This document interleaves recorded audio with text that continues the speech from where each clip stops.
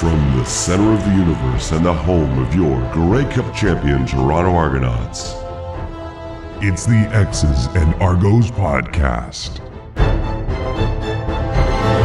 Welcome to the X's and Argos pregame walkthrough, brought to you by Something in the Water Brewing. My name is Ben Grant, joined as always by JB as we get you set for the second half of the back-to-back duel between the Montreal Alouettes and the Toronto Argonauts. This one in Montreal, Friday night, 7 o'clock. Before we get going into our pregame walkthrough, I want to tell you about our title sponsor, Something in the Water Brewing. And this is also going to be a little bit about you, because in this, I want to thank you for your participation in everything they've done and everything we've done with them. You guys have been fantastic. The number of people who have sent us photos, having a drink on the patio of Something in the Water in Liberty Village. Also buying the Longboat Pale Ale beer mugs that went on sale last week, and a bunch of people sent us photos of them holding up their beer mug with Colonel Troutman. Fantastic, the support.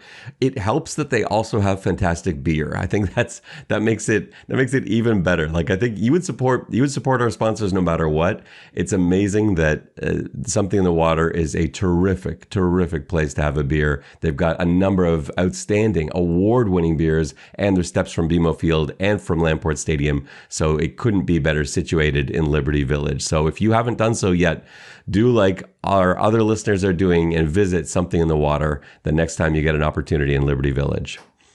JB, we got a huge show today. We got to talk about the ability to clinch the division this week. We also have to talk about a way they can kind of backdoor themselves through another checklist. There's a lot of talk about whether or not the Argos belong in the number one spot in the power rankings. As hard as that may be for Argos fans to believe, we'll kind of talk about why people are saying that. The Argos made an interesting signing today, signing Benjie Franklin. We'll get into that. We also want to talk about what to do at the halfback position with Robertson Daniel banged up. We know DaShaun Amos is out. It's a bit of a situation, so we'll get into that too. Plus, we've got some injuries to go through on both Montreal and Toronto, the game preview, OCDC, one thing, predictions, put me down for 20, and our CFL picks. All that and more coming up on this episode of the X's and Argos podcast. JB, this week, Friday night, maybe around 10 o'clock, the Argos might be the East Division winners. It's pretty amazing.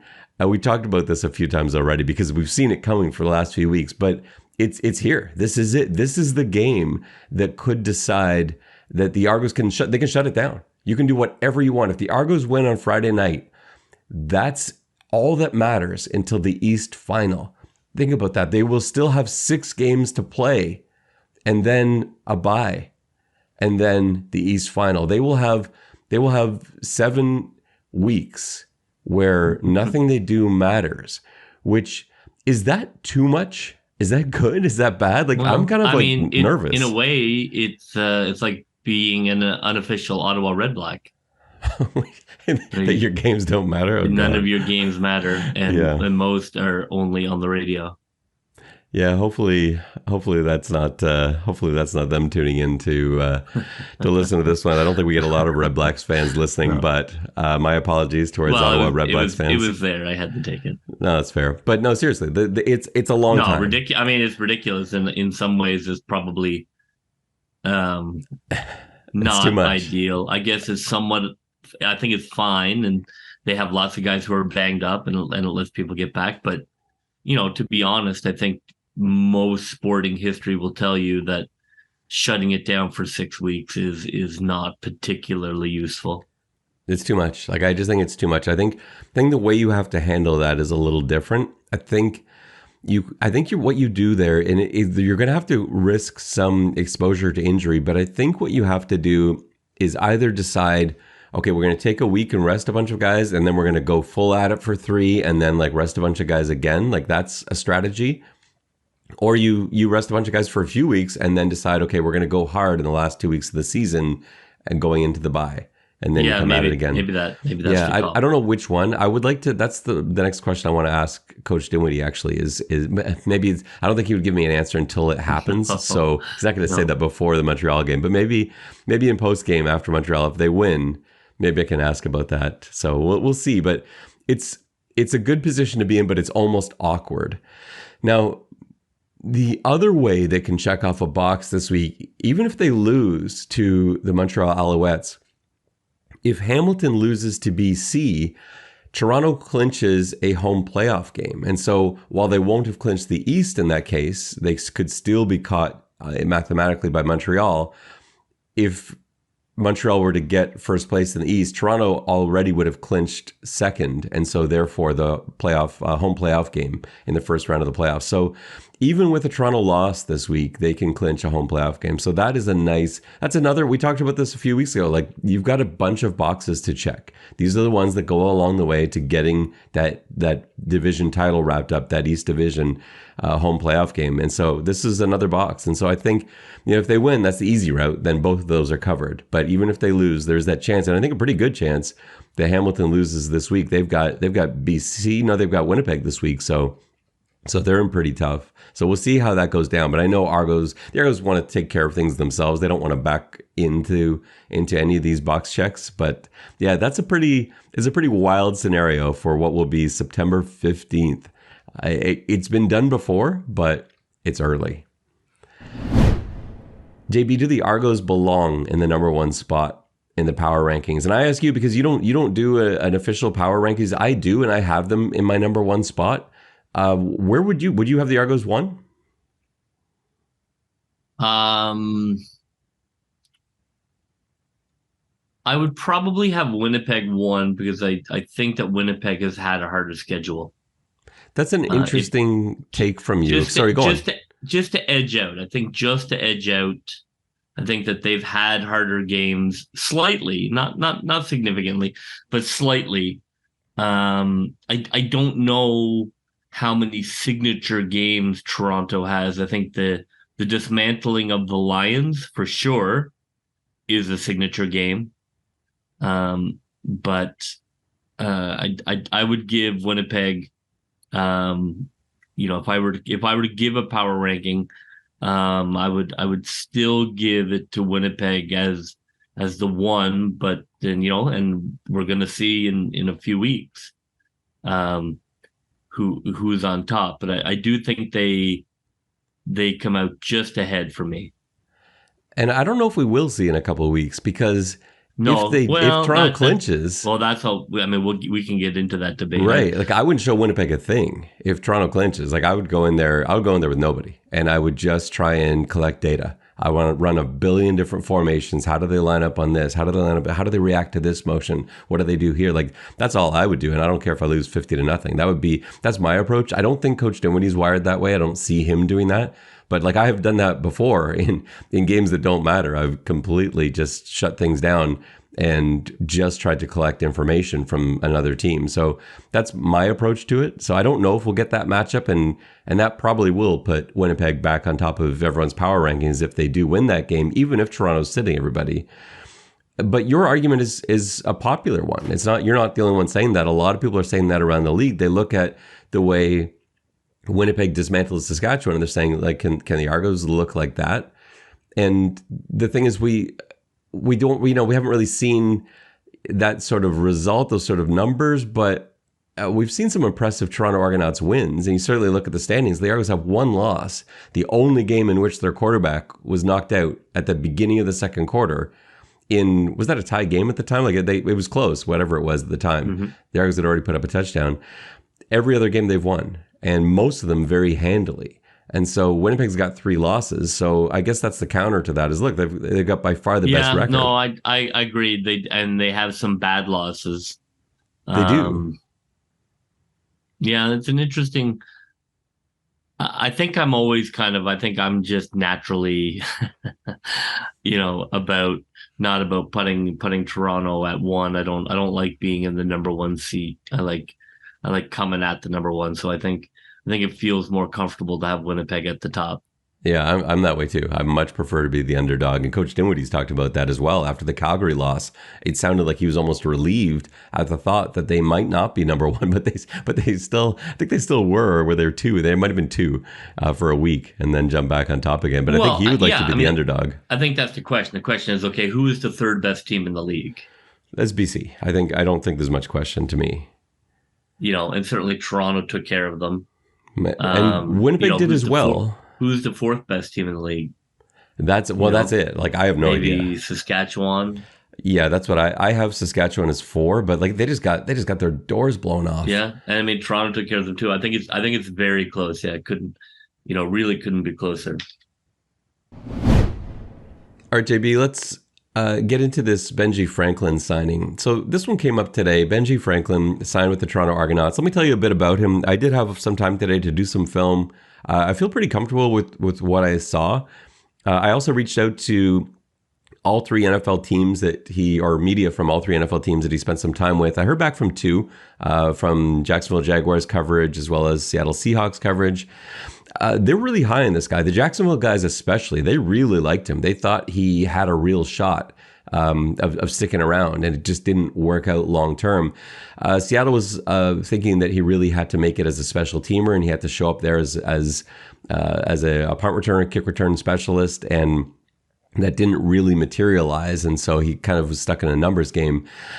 There's a lot to like. He's got a ton of speed. He ran a legit 4.32 40. That's got to make him the fastest Toronto Argonaut. Yeah, that does make him the fastest Toronto Argonaut.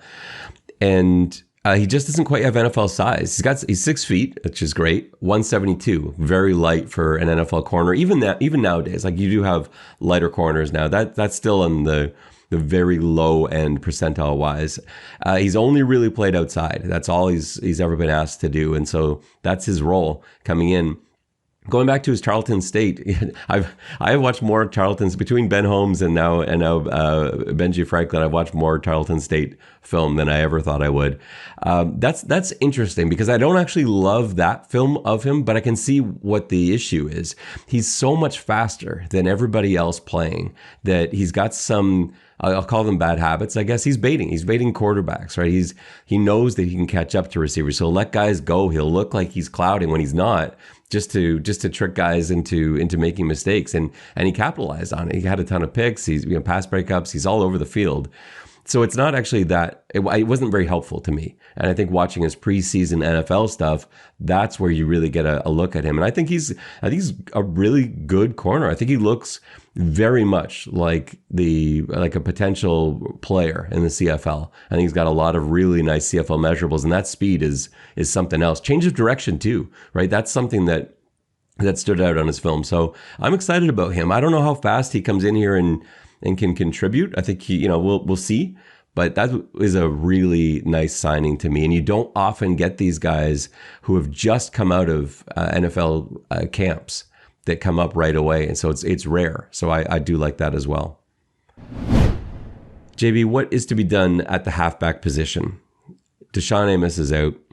Robertson Daniel, I think, is going to be a while. We haven't got a full update on him, but having left on crutches, we know his ankle was banged up previously. It's thin at halfback. Tavares McFadden is already playing out of position at halfback. That may be his position now, so maybe it's not out of position anymore. Maurice Carnell's coming back at some point. I don't think it's going to be this week. What do they do here? I don't think there's an option to sign and bring someone in. Like, we got to start moving guys around. Are you ready to move Qantas Stiggers inside? Like, is that where we are now? Or are you fine with Mason Pierce? Like, they ran out last game at the halfback spot. He actually looked okay last week. Yeah, I mean, it's interesting. It depends on the team you're playing, of course. My guess is that they will run him out to see what they have, because these are relatively low stake games. And if you don't need an all-star at every position in any unit. So you just need somebody who isn't a total liability. So I agree with him. I think that you run him out there, and if he knows the playbook and he can be okay, you just run. You figure you can hide him enough to get by. When you start getting into the playoffs and the championship games, I think you're hoping that somebody will come back from injury. But for now, I think with these games, there's no need to overthink it or get too complicated. Let them play it. Let them get better at it, and then replace them come the playoffs. Yeah, I think that's a nice, safe way to do it. You've got really different players. Like when you've got Mason Pierce out there, he has let up some plays. Well, that was more in the Hamilton game. He let up some big plays. He played pretty well last week. He's playing it safe. Like he's giving a cushion. Like he does not want to get beat deep, and that's a smart man. Like that's a recipe for success when you are filling in for somebody. Do not get burned for a deep touchdown. And you have to play a quarterback who is good enough to be able to constantly identify him pre-snap. And not every quarterback in the CFL is going to be able to pick on him that way. And Fajardo didn't do that, but Fajardo also did not have his full roster of receivers out there. They were a couple guys short, especially after Mac got ejected. So it was a little bit of a lighter Montreal offense. It's not going to be like that this week. The reinforcements have arrived for the Alouettes. We'll get into that in our next segment. But I think if he's out there this week, I kind of expect that. I think Mason Pierce is going to start at halfback. That would be my guess this week. Either that or they move Quantas inside, but I don't know. I'm not sure we're going to see that. So that's my guess that's what we'll start with this week. And this will be a good test because Montreal's had a week now. They've got film on Mason Pierce for a week and a half. And they will 100% find a way to go after him. They're going to go and target Mason Pierce this week if he's on the field. So we'll see how he responds. It's a great, like you said, it's low risk right now. So they want to win this game, but this is a great opportunity to see what else they've got and, hopefully get a little bit of experience for these depth guys. All right, let's get into these injuries. Toronto's report, it's okay. I got 3 guys that didn't go. Robertson Daniel, we've already talked about. Kurleigh Gittens Jr. did not practice with a hip injury. That's concerning. It's not the end of the world. That's a guy I wouldn't mind getting a rest anyway at some point. Like guys that haven't really seen a lot of rest time, Kurleigh's one of them. So cycling him through, giving him maybe a week, that's what I would do. He's got a bad hip right now. Sit him. That's fine. Sit him. They've got, Tommy Neal can play in that spot. The concerning part is that Cam Phillips is also did not practice, and now you've got 2 receivers to the field side, both slot guys. They can make it work. They've got guys where they can fill that in. You could go, if you wanted to, you could go 3 Canadians to the field, which is a real luxury. I would love to see that. I think that's kind of cool. They probably won't go that way with it though, so we'll see how they handle it. I think they'd be more likely to slide Brissett inside and then bring up Hedel or something like that. I think that's probably more what we would see, but you'd see a ton of Brissett, Ungerer, Neald in that rotation if Kurleigh were out. So we'll see how that goes. It's still early in the week. It's not really. It's a Friday game, but they've really only got one more practice. So tomorrow's practice, we'll get a better feel for how this is going. But that's it. Robertson Daniel, Kurleigh Gittens Jr., Cam Phillips. Everyone else that was out was a healthy scratch, and they're all full. So that's a pretty short injury list. Montreal's list is short too. The guys are coming back. So last week, and JB, you sort of called this, right? When we looked at the injury report last week, you're like, I see what they're doing here. They're resting guys, getting them healthy to really go at it on the second half of this back-to-back in Montreal. The Argonauts better be ready for a war because Keon Julian Grant went full. He's probably coming back. Deontay Ruffin went full with that hip injury. He's coming back. Avery Williams was missed, elbow injury. He went full. Reggie White Jr. was limited. Wesley Sutton went full, the DB. Like, this is the only bad thing for Montreal is that William Stanback didn't practice, but he barely played last week anyway. It was mostly Walter Fletcher on the field. So Montreal is you get the sense this is a pretty important game for them, and maybe this is the best time to transition us into the next segment. JV, game preview. What are we going to get from Les Alouettes this week? I think you're going to get a really prepared team, a team that got embarrassed on national TV, a team that got pushed around despite trying to push Toronto around, a team that needs to win to stay relevant in the playoff fight, a team that's very good at home. I think you add all that together, plus the influx of healthy players, plus a general feeling around the team that this was the game that they sacrificed the first game for, is going to be a real uphill battle. I think this is going to be Toronto's toughest game of the season. maybe I thought the Lions game would be tougher, but I think this is going to be a really, really good challenge for Toronto, because I think Montreal is very good at home, and they are going to be very energized to try and avenge how they were embarrassed on Saturday.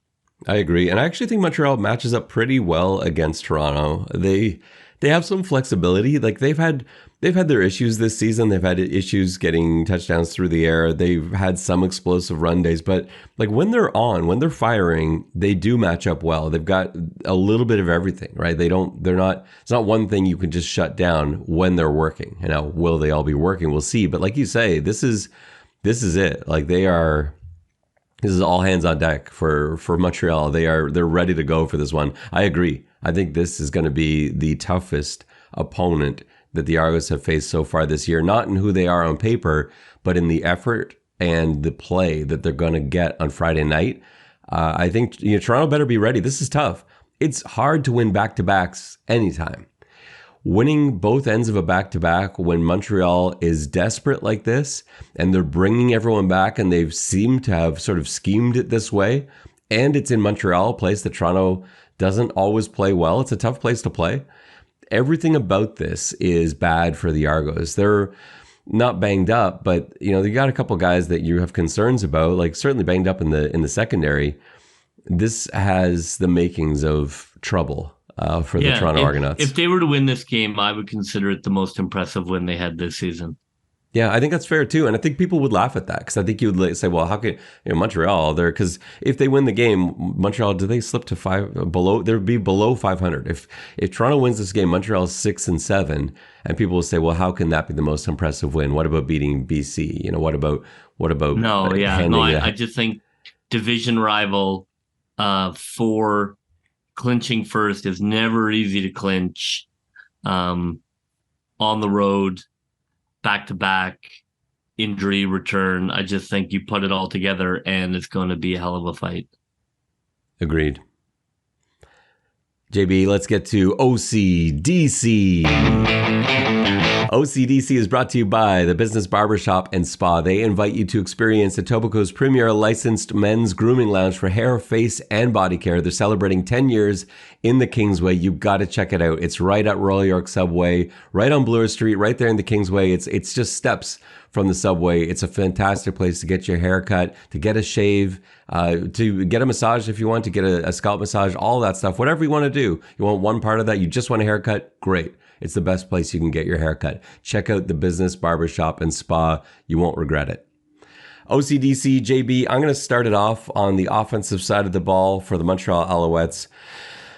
I'm going to use some of my plan from last week, because some of it we didn't see, and I still think it's there for the Alouettes, but I think we're going to go a little bit further with it. So I think they have to continue with the screen game. They didn't open with that last week. Remember, we saw a billion screens in Montreal in the first meeting. They worked pretty well. Remember, Montreal was winning that game late. That's Chad Kelly's only comeback win of the season, was the game in Montreal, because it was it's no fault on Chad Kelly. It's the only time he's been in the game and they've been behind in the fourth quarter was that one. So Montreal was doing it until Chad Kelly drove the field. We had the DeMonte Coxey spectacular one-handed catch and all that. That was a game, and most of Montreal's yardage came on screen passes. So they brought it out a little bit last week, but not to the full extent that I expected to see it.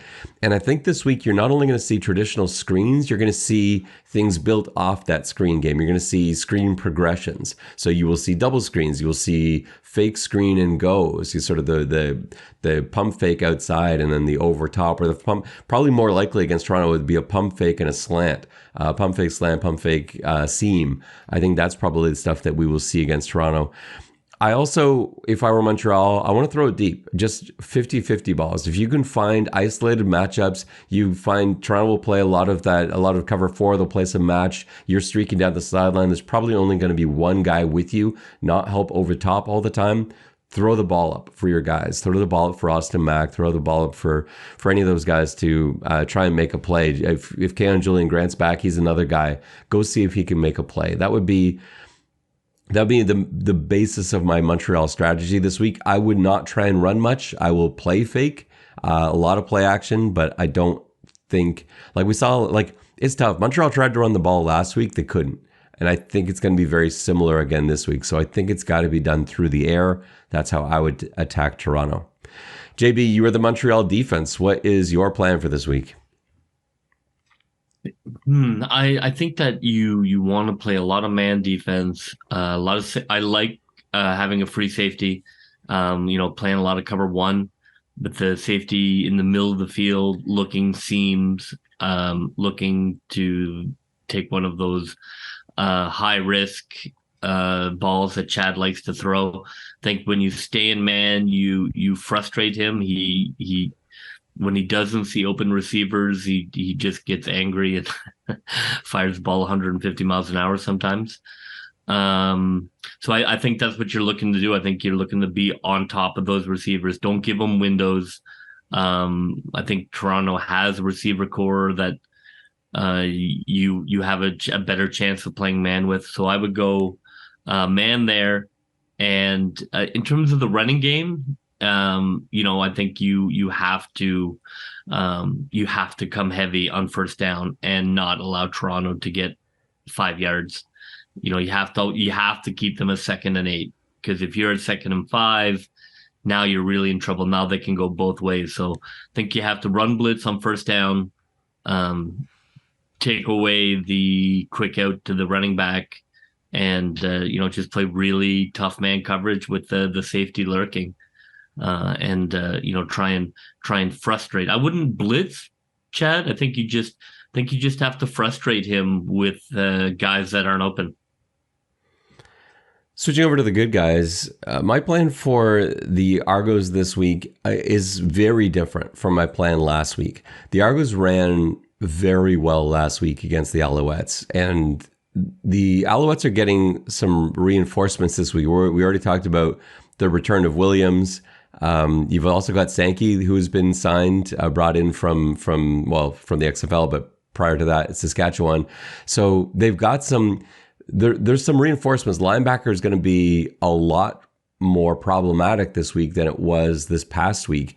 And they're watching film all week of AJ Ouellette and Andrew Harris running all over them. AJ Ouellette running for 105 yards, Andrew Harris 21 yards, but they had that highlight reel run that Harris took for, it was only a 9-yard gain. You don't see a lot of 9-yard running back highlights, but he had like 7 Alouettes on his back and he was just chugging forward for 9. They watched that all week. They're going to stop the run this week. Toronto will not be able to run the ball that well this week. This is no fault of their own. It's just that Montreal is overcompensating for getting embarrassed in run stop last week. So you got to take advantage of that. So what I want to see Toronto do is basically target that underneath hole. They have to be careful because you do get very aggressive safety play from Dequoy. Like, he will come down, so that is a danger. But you're looking to attack just behind the linebackers, and if Dequoy's coming down, then over top. So I've gone back to this play a few times, but I love the high-low. Like, from the trip side, you have your inside guy from the trip side. You're basically targeting, you're running underneath the safety. You're trying to lure in Dequoy. This is like they call this for the love of the game route. It never gets thrown to because it always gets picked up. But his job is to pin the safety there. And then from your number 2, from your middle guy on the trip side, he's the one running the seam and he's kind of looking to tuck in behind. And that combo that is going to draw down Dequoy, that I think you can live on all day because I think the linebackers are going to step up. And so Dequoy is going to have to choose. The linebackers are not going to be able to drop quickly enough to cover that underneath hole. And now he's got to make a choice. Do I come down and take this for the love of the game route, or do I back up and get the, it would usually be Kurleigh Jr. We'll see who it is this week, but on the seam route. Those I want to see a ton of. For me, that's my main thing. I also want to see some double moves on the outside. I felt like Toronto did take advantage of those 2 rookie DBs they had out to the boundary side last time. And they made, like, is it Stubblefield, the halfback? They made him work. Yeah, Stubblefield, like, he led the team in tackles. He had 12 tackles. They were making him get involved. Do that again. Like, keep working on that. Tavares is too good a route runner for those guys to stop on the outside. And so I want he and Coxie to light it up as well. Double moves on the outside.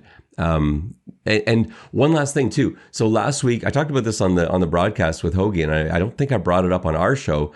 Last week, Toronto ran a formation that I hadn't seen them run before. They brought in both outside receivers. They skinnied them in and were lined up like a couple yards off the tackles.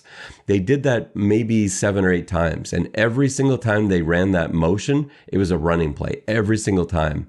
Look for that to change this week. That's how Dinwiddie's got a long history of this. He'll show something and then play off of it at some point. It probably won't be this week, but it'll be somewhere down the road. You'll see that formation, and everybody's film studying the opposite side will be like, oh, I know what this is, and gear up for the run, and you've got play action off of that. But why not bring it out this week? Seal up the East this week. Bring out all your tricks this week with that. They've got it sitting there. It's there. You could see it at the end of the game last week against Montreal.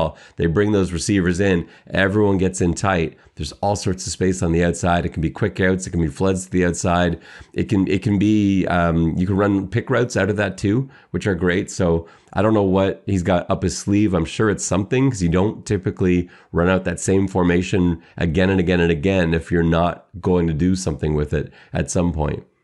So that is my plan. I got a lot for Toronto's offense this week. What's Toronto's defensive plan, JB?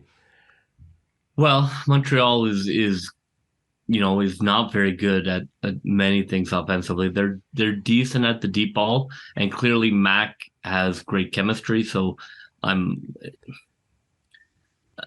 don't know, like if it were me, I might double Mac, but to be honest, I think what you're looking to do is Montreal is not great at protecting the quarterback. I think it's good practice for the team. I think you have to go after that quarterback, go after Fajardo. He's an older guy. Bring as much heat as you can, and then also that sort of is your run blitzing. So I think, you have your 2 high shell, and you are just bringing as much heat as you can in the first half. And if you get up, then, really, like as the Argos have discovered, you really only need to play 2 quarters a game. So if you can get up early, that simplifies all of your defensive problems, because now they have to pass, and now it's just much easier. It's one-dimensional. So I think you be as aggressive as you can and hope that your team puts up 17 in the first quarter again, and then it takes all the pressure off you. My one thing for this week is very simple, and I think it leads to a Toronto win, even though you may not see a direct connection to it. I think they've got to keep Austin Mack out of the end zone. I think he's the one guy on offense that you just don't know, right? Like, he was obviously fired up last week. I still don't know exactly what happened. I don't think we'll ever find out exactly what happened down there, but the conflict that there was that led to him throwing a punch early in the game got him ejected from this big game. He's coming back now. If he scores a long touchdown early in the game, that is going to fire up Montreal like nothing else.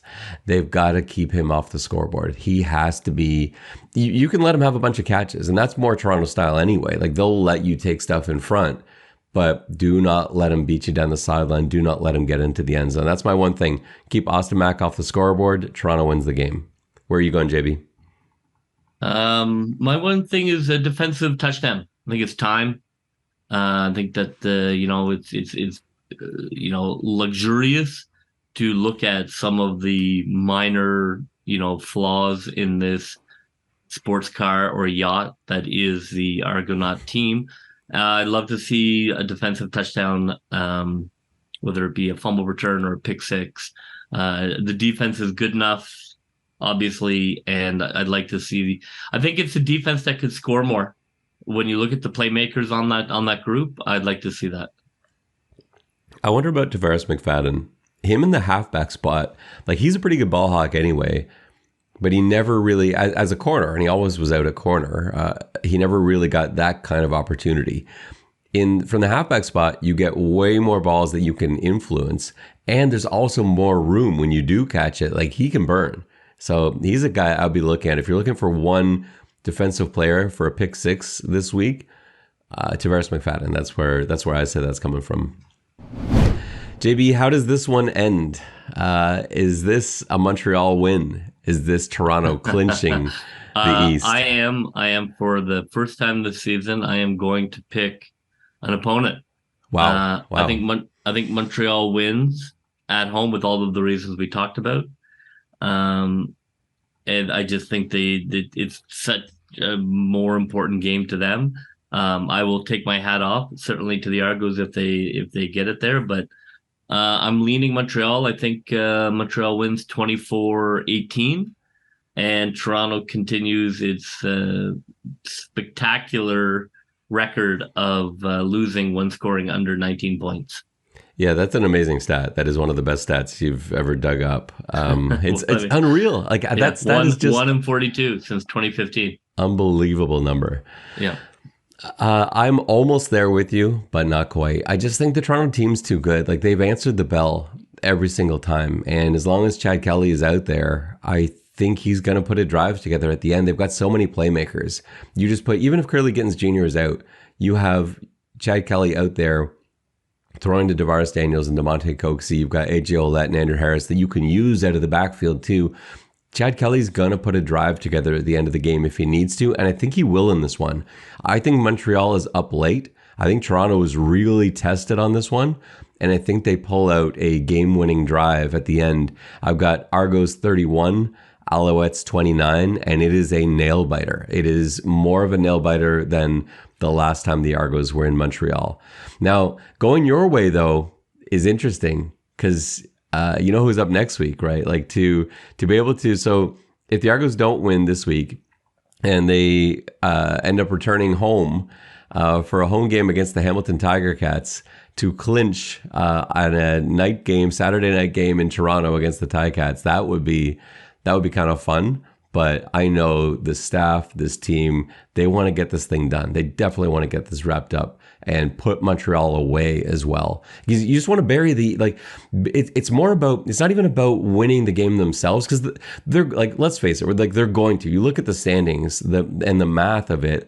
Mike Hogan's been great. Pre-game on the wall, Mike Hogan puts in our broadcast booth, he tapes everything up to his wall. I've got like 2 sheets on my wall. I've got my computer here. He's got everything on his wall, and it's awesome. It's like every bit of information you could ever want is there, and he's done the math and calculated the magic numbers. Like, it looks so promising for Toronto. Not much needs to happen to clinch the East. It's just going to happen. Even if Toronto did nothing else for the rest of the year, they would probably still clinch the East. But you don't want it to come down to that. Toronto wants to win this week to put Montreal in a bind. They want to put them in a state with Hamilton and Ottawa all together, where they have to get into a weekly bar fight to find out who's the 2 and who's the 3. Like, that's why you do it. So that while you're resting and having lemonade, Montreal, Ottawa, and Hamilton are punching each other in the back of the head. That's why you win this week. That's what that sets up. So I think Toronto, I think it's going to mean something to them that way. So they pulled this one out. It's time for Put Me Down for 20. And I just want to remind you that while gambling can be a fun way to enhance your sports viewing experience, it's important to do so responsibly. Set a budget, never bet more than you'd be happy to lose. And if you or anyone else develops a gambling problem, you can call the Ontario Problem Gambling Helpline 1-888-230-3505. JB, it was you had a bit of a risk last week. I think you got very confident after your double win the week before. You had some long plays. The siren call of the long odds drew me into a game I knew Toronto would win handily. I just hoped, maybe there would be a hangover for the first half. But yeah, that was not a call based on, as they say, for entertainment purposes only. Yes, very much. And that's, the thing when you follow both of us, like we're trying, but this is really difficult. Do not do anything serious with our advice. No, it was not a money pick. That was a square pick. So your 200 golden fleeces are 73 at the moment. Not a season low. You've still got some room to play with. Yep, I'm still fighting. I'm going a little bit. I think a little bit more conservative this week. Although I do love those long odds. I like Andrew Harris first touchdown. First touchdown of the game. Yes. At plus 1,200, you're talking about you're playing it conservative. Well, it's conservative for me. Yeah. I think they like Harris in the red zone early, and I do think that I know I've picked Montreal to win, but I guess I would call this a hedge.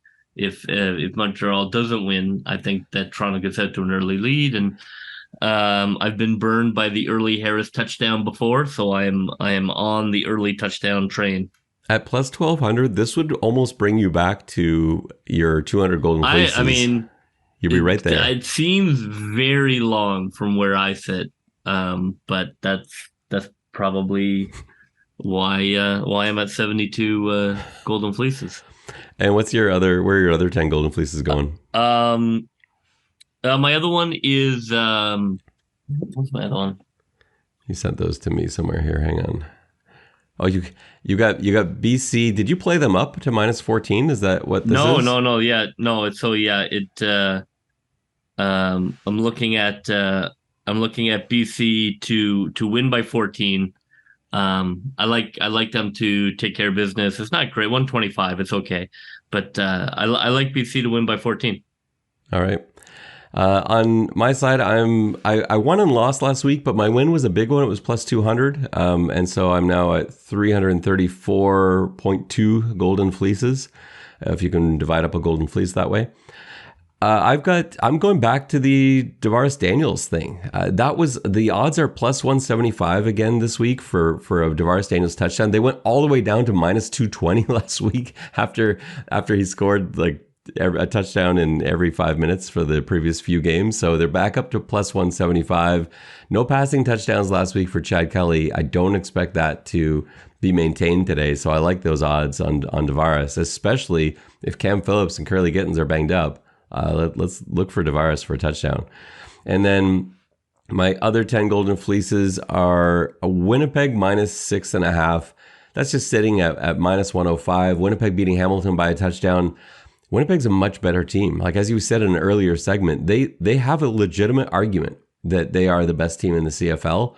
The Hamilton Tiger Cats are not the best team in the CFL. And Winnipeg does not, after avenging their Saskatchewan loss last week and having to just go superhero mode to win that game, they don't want to have that happen again. They're not going to let that happen again. They just won't. And so Winnipeg's going to win this game handily, I think. And we'll see how that works out for both of us. All right, it's time for our CFL picks. So last week I was 3-1. You were 2-2. So I am 36-19 on the year. You're 35-20. We're both in the same ballpark, obviously. Let's take a look at what we got this week. Toronto at Montreal. I have picked Toronto. You have got Montreal for this one. So that's an exciting difference. I think we might be in... Oh, no, we're not going to be in different places here. I forgot about your Edmonton vow. Edmonton, Saskatchewan. I've picked Saskatchewan for this and going with the Green Riders. Are you going to pick the Elks? I like Saskatchewan at home. I know Edmonton has shown some fight, but I think this game, Saskatchewan has been very frustrating this year, but I'm still going to pick them at home. They're a way better team than they looked last week. They're not a great team. It's 1, 2, 3 in the CFL. It's BC, Winnipeg, Toronto. It's not in that order. I think it's Toronto, Winnipeg, BC. But everyone else is sort of the same. I think Saskatchewan is the best of the bunch, though. They're just not in the class of Winnipeg, Toronto, BC right now. But they're not a bad team, and I think they can handle the Elks at home, especially after getting embarrassed. Winnipeg at Hamilton. I've got Winnipeg. Are you taking the Tiger Cats in this one? No. I think Winnipeg has had enough, kind of surprises this season. Hamilton is not particularly good in Hamilton this year for some reason, which is odd. So I think Winnipeg comes in and takes care of it. And then Ottawa at BC. BC coming off a bye. Ottawa traveling around the world to get there. That's why I love my 14 points. Yeah, I do too. Yeah, I think that's a great play. I think BC just demolishes Ottawa. They can't afford they have to hang in, right? They're looking at their matchup with Winnipeg down the road. They got one more. When is this? In a couple of weeks' time.